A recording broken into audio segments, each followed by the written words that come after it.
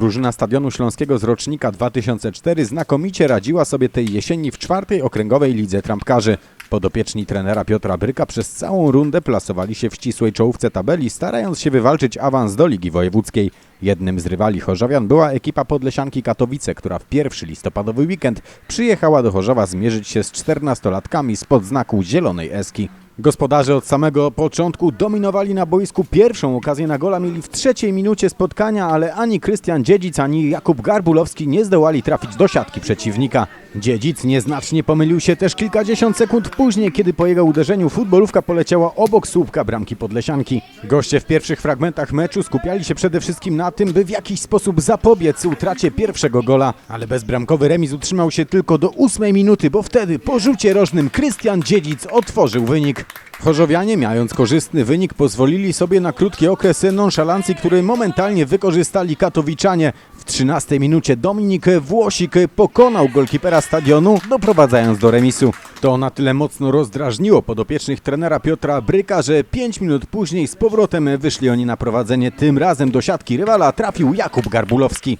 Chorzowianie poszli za ciosem i 4 minuty później wygrywali już różnicą 2 goli. Piłkę z lewej strony boiska dostał Dawid Sikora, popędził z nią w kierunku pola karnego przeciwnika, wyłożył futbolówkę do Krystiana Dziedzica, a Dziedzic ze spokojem umieścił ją w siatce. Było 3-1 dla Stadionu Śląskiego. Chorzowianie mieli wyraźną ochotę na strzelanie kolejnych bramek, ale albo nie potrafili wykorzystać dobrych sytuacji, albo jak w przypadku trafienia Borysa Wasylewicza, arbiter uznawał, że przekroczyli przepisy. W tym przypadku napastnik Stadionu był na spalonym w momencie podania od Cypriana Wójcika.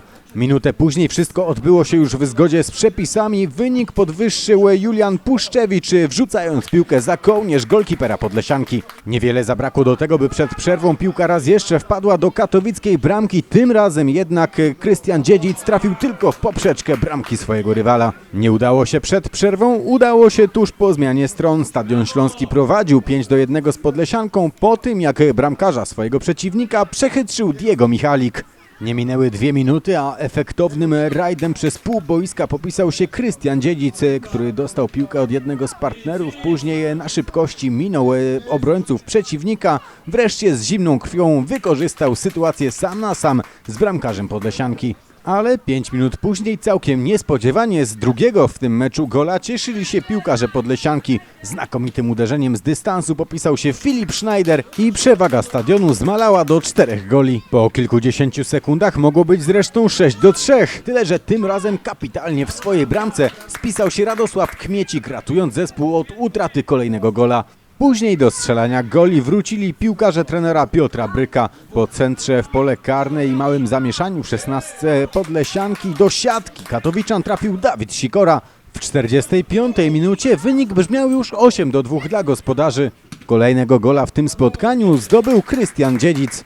Chorzowianie wcale nie mieli dosyć strzelania tego dnia kolejnych goli. To 48 minuta. Jakub Garbulowski wpada w pole karne i pokonuje golkipera Podlesianki. Kilka chwil później po podaniu od Cypriana Wójcika Diego Michalik poradził sobie z obrońcami przeciwnika. Tym razem zabrakło jednak przy jego uderzeniu odrobiny precyzji. Za to kolejny atak przyniósł Stadionowi 10. już w tym spotkaniu trafienie. Tym razem do siatki przeciwnika futbolówkę skierował Cyprian Wójcik. Temu samemu graczowi kilka minut później zabrakło nieco skuteczności w polu karnym przeciwnika, bo miał szansę do tego, by ponownie wpisać się na listę strzelców. Wójcik podregulował celownik w 57 minucie, ustalając rezultat spotkania na 11-2 dla Stadionu Śląskiego.